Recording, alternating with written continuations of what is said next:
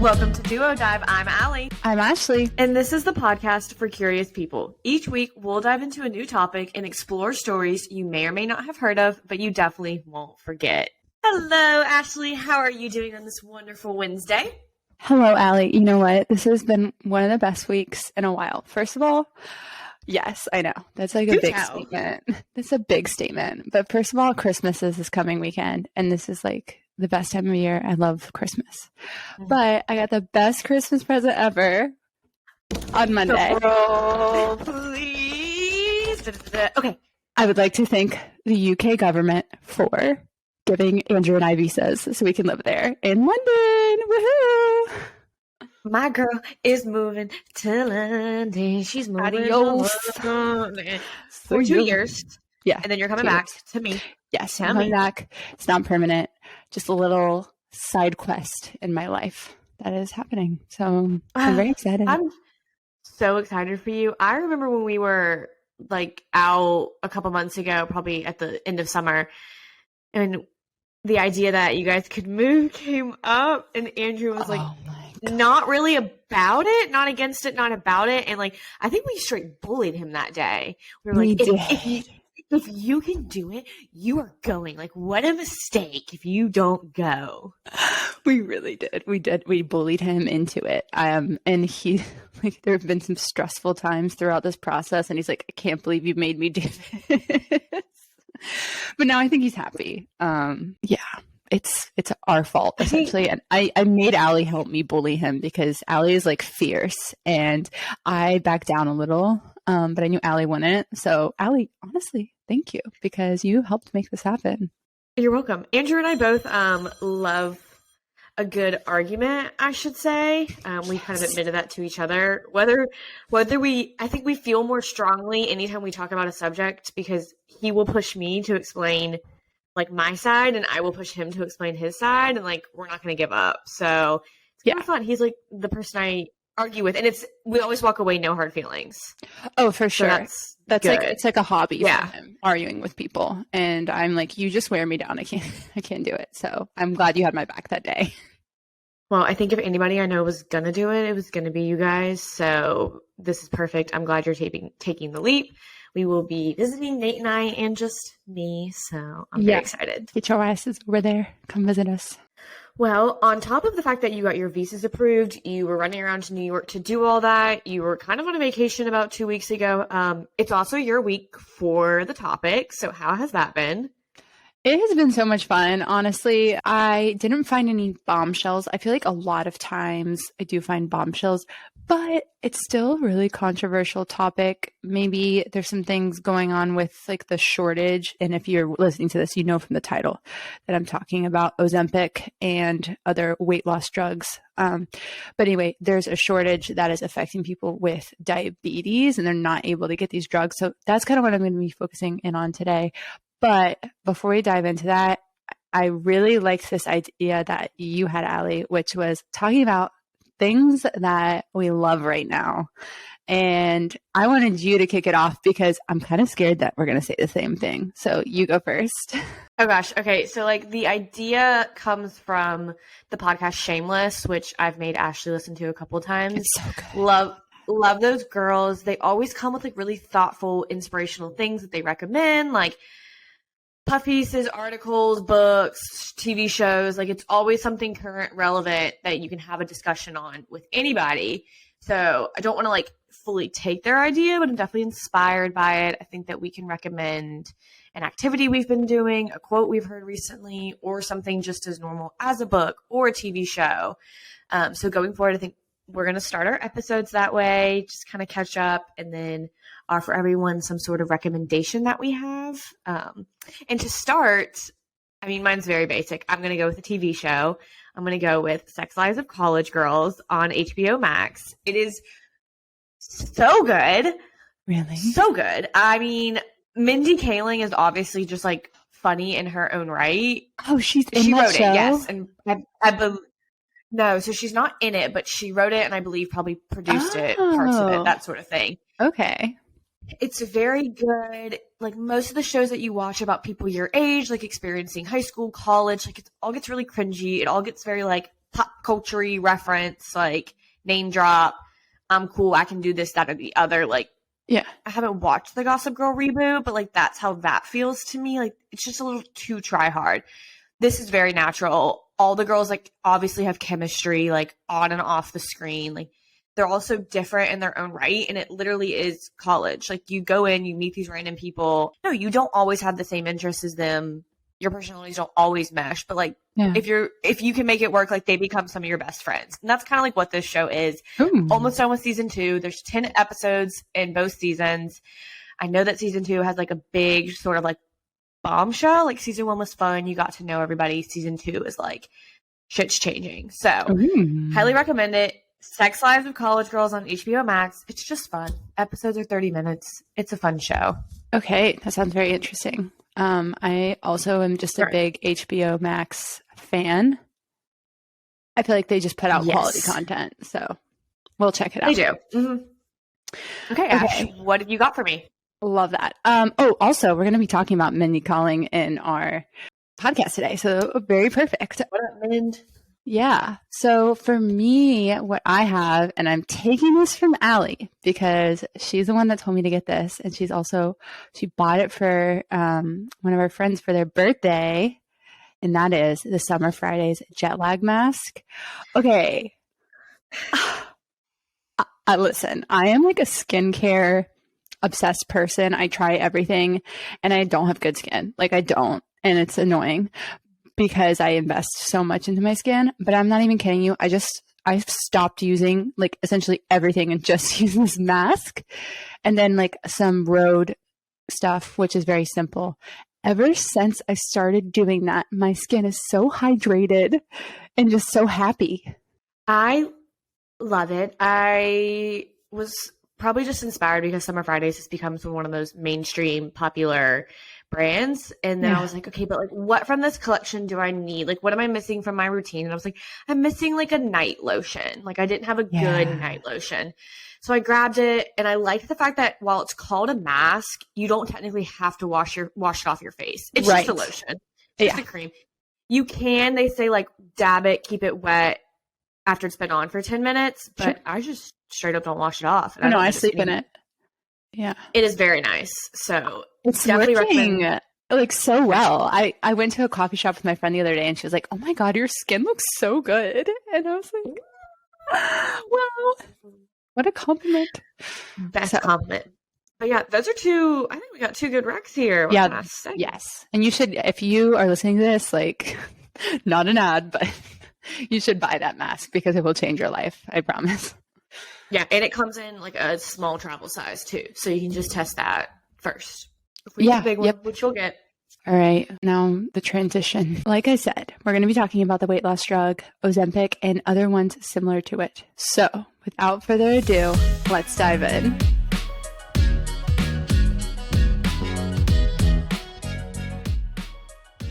First of all, before we even start this, have you seen the Ozempic commercials? Oh, I mean, probably. At this point, I don't... Ozempic. Are we sure that's not O'Reilly Auto Parts?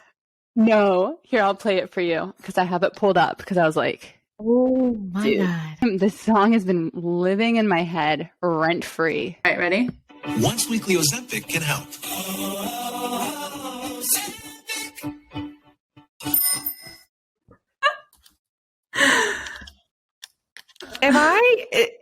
Is this one of those things where like you think you remember something? Like what is that term called? Like the Mandela effect? Yeah. Is that on the O'Reilly Auto Parts? No, you're thinking, oh, it's magic. Oh, okay. Yes. Okay. Yes. I guess I've seen that commercial enough times to remember that though. And now every time I like type out the word Ozempic, I sing that in my head and I feel like I'm going a little insane. Okay, so there's a lot of rumors going around that Hollywood's A-listers are relying on Ozempic and other drugs like Ozempic to lose weight. And Ozempic is like one of many GLP-1 antagonists. That's just the type of drug, right? You'll hear me say that several times throughout this podcast, GLP-1 drug. Okay. Ozempic is like the brand name, one of the brand names that is a GLP-1 drug. But it's all essentially the exact same stuff. Yeah, there's a few different ones, but they work with the same pathways. Okay. So basically, like, it regulates your blood sugar and it makes you lose weight. It makes it so you're not hungry, etc. But it was initially created for people with type 2 diabetes. So have you heard about Ozempic, or what have you heard about it? I mean, I guess the only thing I've heard is the basic stuff. Like, I know people are using it in the hopes to drop weight quick, and I know people who are suspected of using it. I don't know if it's been confirmed per se, but like the Kardashians, like you can clearly notice a couple of them have dropped weight very quickly. Yep. So yeah, I know it's been rumored that they're using certain things like this, but then when we chatted about topics not too long ago and this was on your radar, as usual, we try not to look too much into someone's topic. So I kind of halted on that, stopped really seeing or reading too much about it because I wanted to be in the moment with you. I love it. So dedicated to the cause. Yeah. So Kardashians, yes, they not confirmed, but suspected, as you mentioned, like Kim losing a bunch of weight to get into that Marilyn Monroe dress. That's an example. And then I don't know if you saw Khloe Kardashian recently, but that girl is a stick. And not that it's my place to comment on other women's bodies, but I think it's interesting that this trend of being skinny is coming back. Also, first of all, why are women's bodies trends anyway? That's what I want to know. But it's a little problematic because you shouldn't have to resort to, I guess, a drug to make you drop dress sizes to like fit societal standards. You know, that's concerning. Yeah, it's that trend of heroin chic is kind of coming back. I mean, in the late 90s, early 2000s, like heroin chic definitely included like the makeup. And I feel like our makeup right now is like clean girl. So it's not the same trend because we're not going to see it in the face per se, but we're going to see it in the body for sure. Yeah. I'm like, can we just be, how about nourished? That seems like a good trend. Like, you know, Hailey Bieber, she looks nourished. Preach it. Not just like that's true. her body type, but just even like the way she does her hair and makeup. And I don't know. I just hate that heroin chic. Like, you want to look like you do heroin? Really? I don't know. It doesn't make sense. But Mindy Kaling is another person that's suspected to be using Ozempic. So here's a really big problem though. All these celebrities are just saying, oh, well, you know, I just eat clean, or I take this supplement that you can buy from me, but no one actually admits that they're using a drug to assist them in dropping like 20, 30 pounds. You know what I mean? So it's another thing too, where people are getting unrealistic standards from people and thinking like, oh, well, if they can do it, I can do it. But you don't have, we're going to talk about this. You don't have $2,000 a month to spend on a drug like Ozempic, few problematic things. Thinking like drugs are the new plastic surgeon? Maybe. Honestly, it will be really interesting to see. We can talk about how widespread the usage of these GLP-1 drugs is probably going to be in the next few years if things continue the way that they're going. So another person that has actually openly admitted to using a GLP-1 antagonist drug is Elon Musk. I know. What?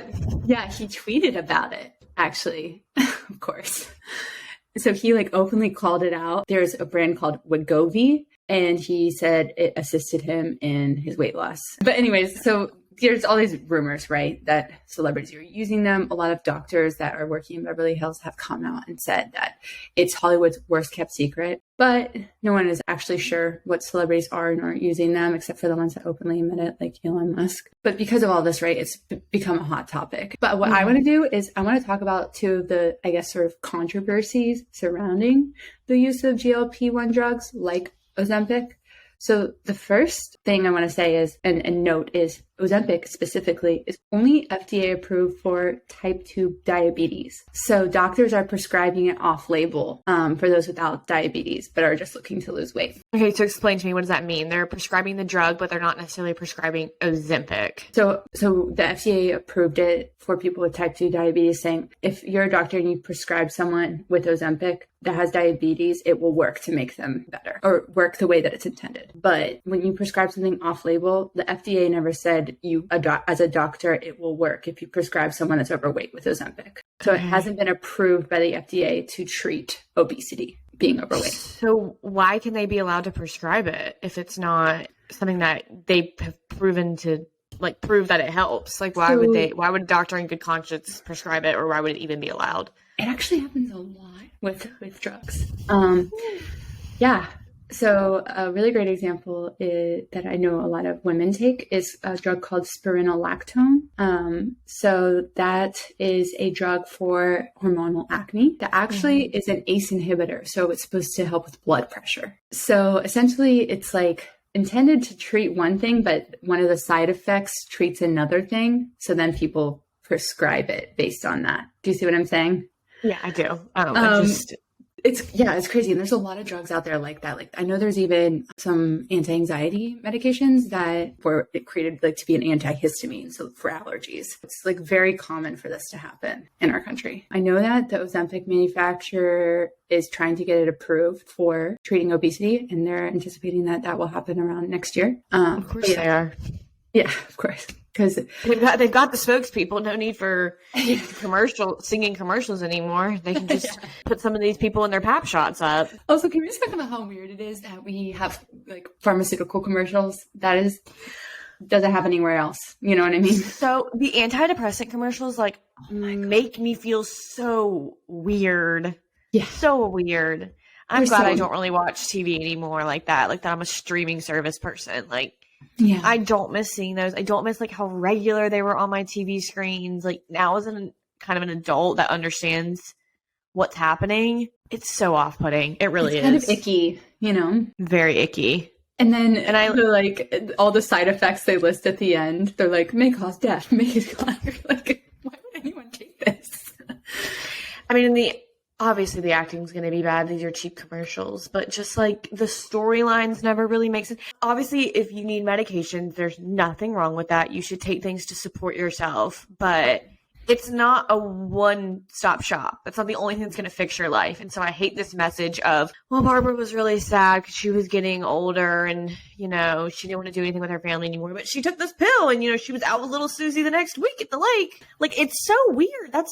She probably went to therapy. Okay. Yeah. She probably learned to love herself, and she probably found some hobbies that made her feel better while taking this medication to give her the energy to do so. Yeah, okay. Absolutely. It does seem like as Americans in general, we just want a quick fix. And I think Ozempic is a great example of that, right? If you don't feel like eating healthy or working out or whatever. And I'm not saying, to be clear, I'm not saying that those things are easy to do or even that there aren't people that need this drug, but even just to do it, to drop a few waist sizes from a 6 to a 2.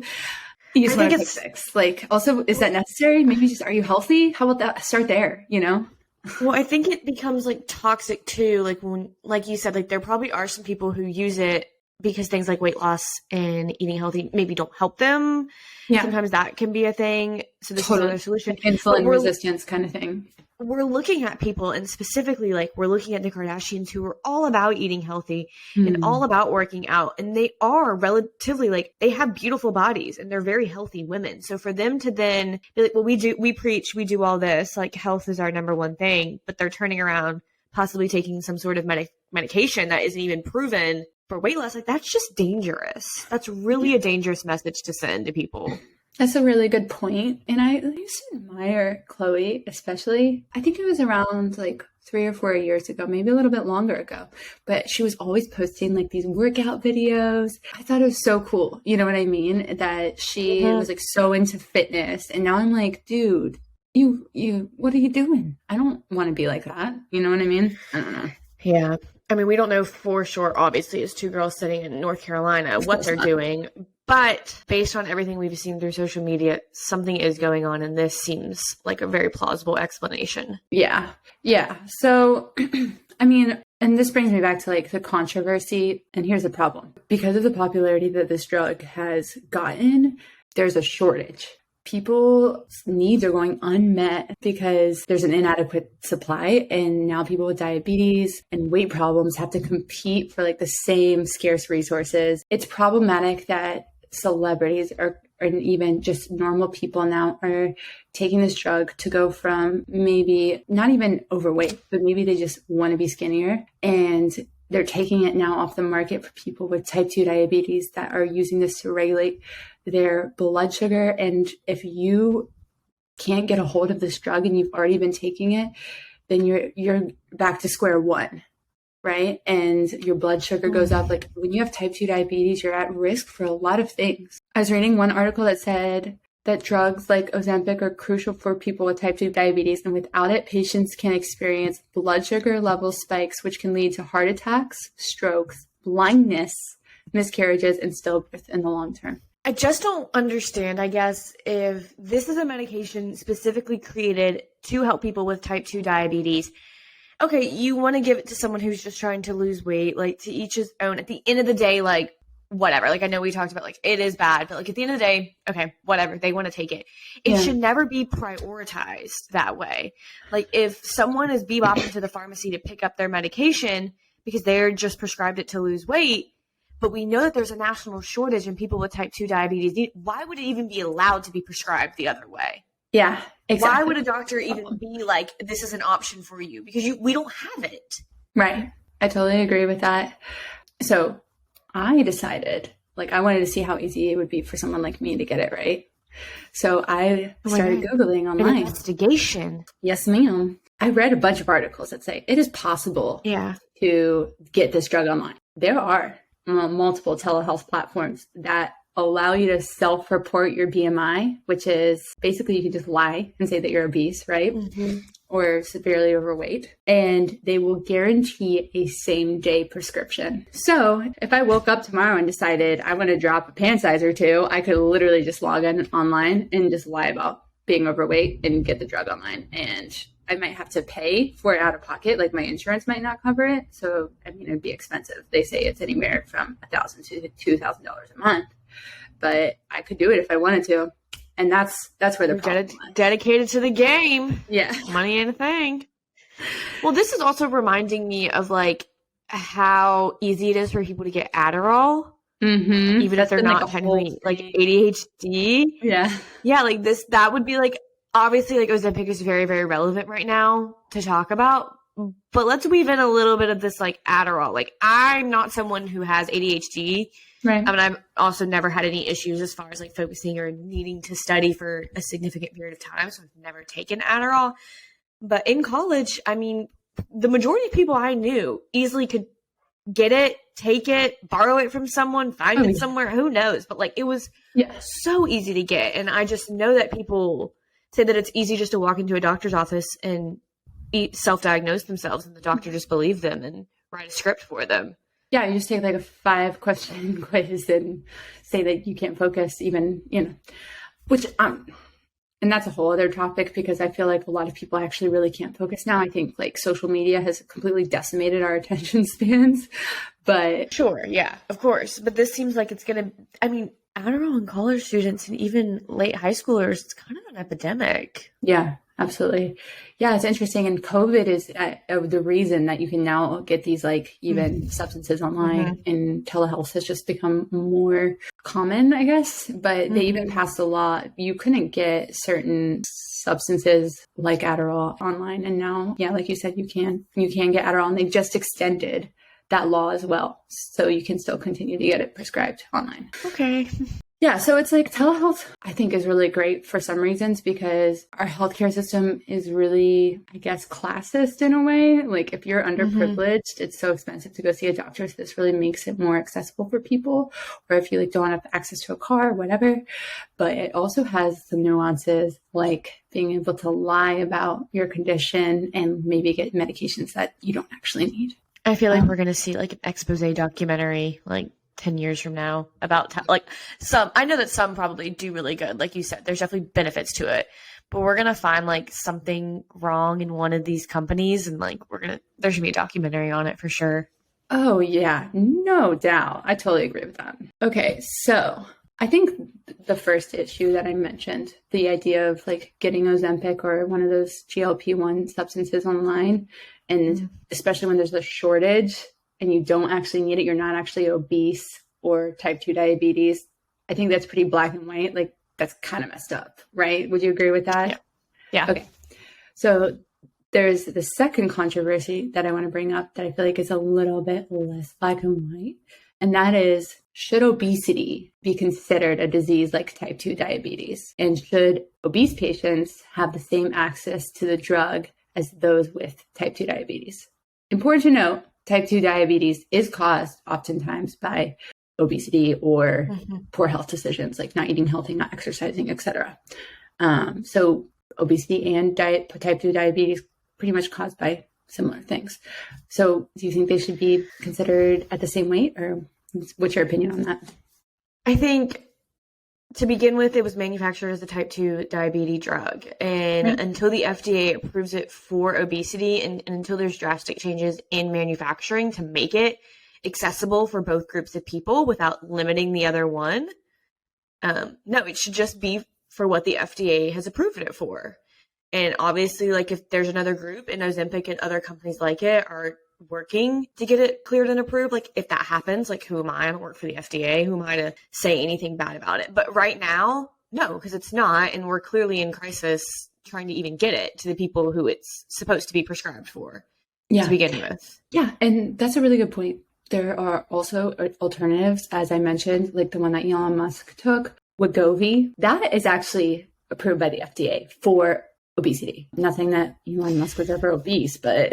So why is Ozempic the one? Like, do you think it's just the one that works the best and that they're just not telling us that?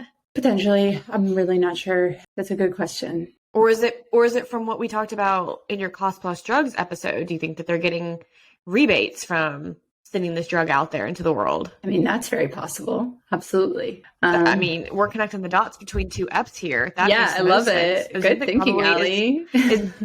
Ozempic's bringing in the bucks, probably. Oh, yeah. Oh, absolutely. So they said that they're building 3 new manufacturing facilities within the next year just for Ozempic. So that's interesting. As I mentioned, it's making a stir amongst diabetes advocates due to some of the patients using it off-label. Many suggest these treatments should be reserved, like you said, for those with actual blood sugar issues or people with type 2 diabetes. But obesity specialists, it's like diabetes specialists versus obesity specialists. But the obesity specialists are noting that there are far more people with serious weight issues than those with diabetes. It is also important to note that astonishing 70% of U.S. adults were reported to be overweight or obese by the government. And by 2030, 50% of Americans will be obese. 50%. So why are we going after a prescription drug to be given to everyone? And why are we not like fighting giant corporations like McDonald's and Wendy's and like getting standards changed that way? Like, what is with this country with being like, any problem that you have, here's a drug for it? Girl, you are... Yes. Where are these fighters? Like, where are the fighters for like not having a McDonald's on every single exit on the highway? Like, come on. How about making cities more walkable? Like, I saw a reel today and it was a European being like, let's go for a walk. And they looked outside and it was just like highways and parking lots. And it's like, this is why we have a problem, because our cities and our infrastructure was not designed for us to be healthy. It wasn't. I mean, and also any vegetable that you go to find at the grocery store is significantly more expensive than the stuff that's not good for you. I mean, that one's a given. Everyone knows that. I mean, don't even try and get an organic vegetable. Oh, it's all sprayed with pesticides too, which like other countries don't do. Oh, also, if you look at the ingredient list for things that you can buy, like Kellogg's, like say Oreos, our ingredients are disgusting. And if you look at the Oreos in Europe, it's like half the ingredients because they have rules that make it so their food isn't full of Why would it not be made the same? Like, why is Oreos making things different? Money. I guess it's the stuff they're putting here in America makes it more addictive, probably. Oh, yeah, probably. Yeah. So I agree with you. Like, I think it's a bigger issue, obviously, especially with that 50% of Americans are going to be obese in 2030. That's 8 years from now. What are we doing? 50%. Yeah. So there's also one more thing I want to know about Ozempic.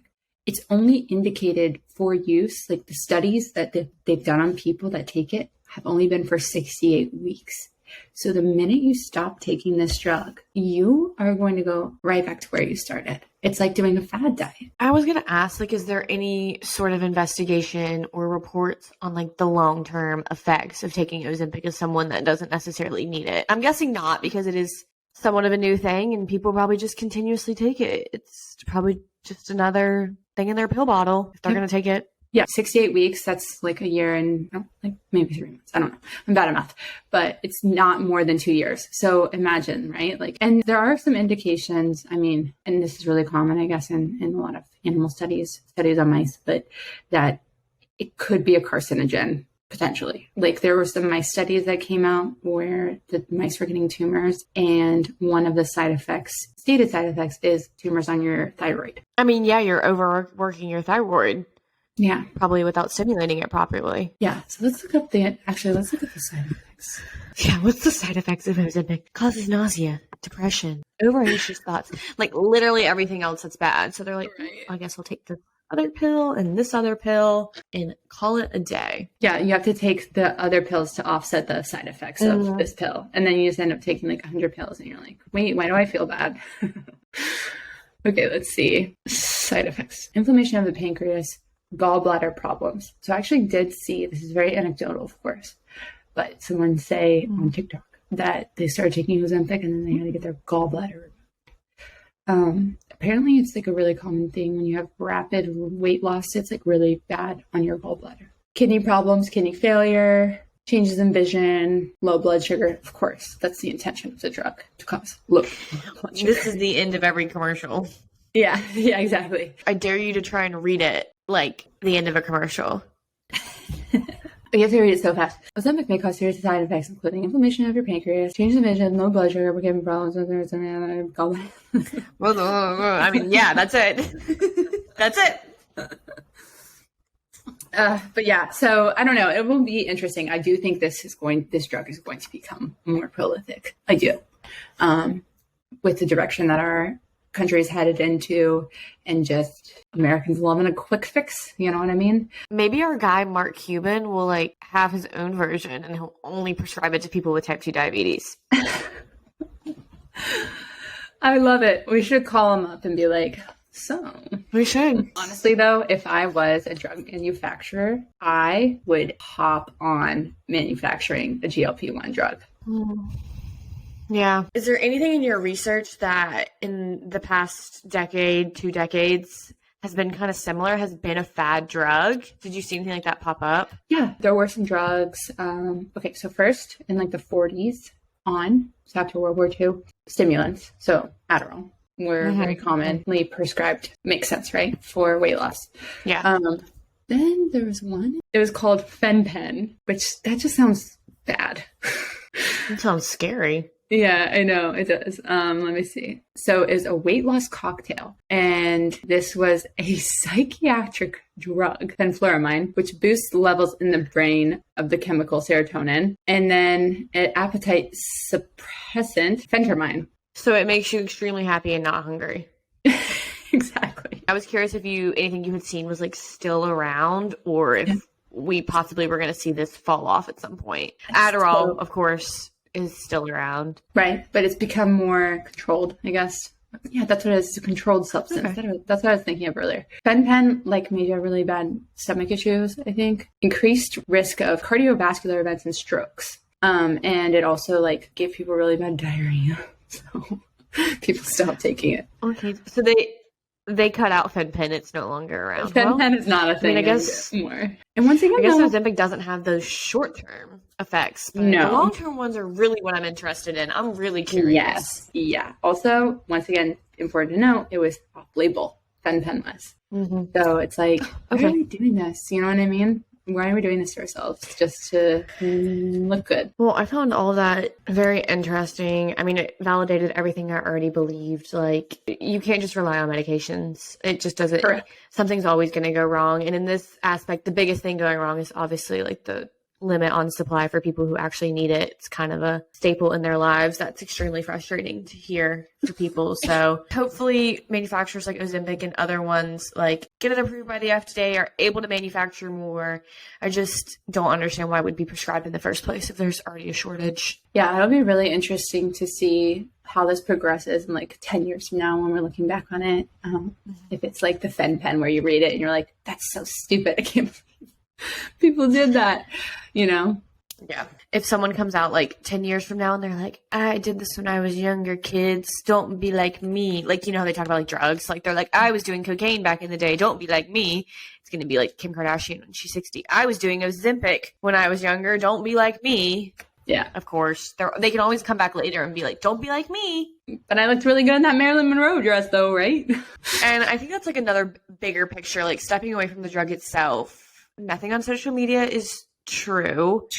And the things that we see, the way that people's bodies change, like just continue to do you, just continue to live the life that you're happy with, whether that's working out every day, working out every once in a while, or just maintaining a healthy diet, whatever you're happy with. The comparison to some of these rich and famous people will never stop. And now, you know, the majority of them are probably just taking bad medications that they shouldn't be taking.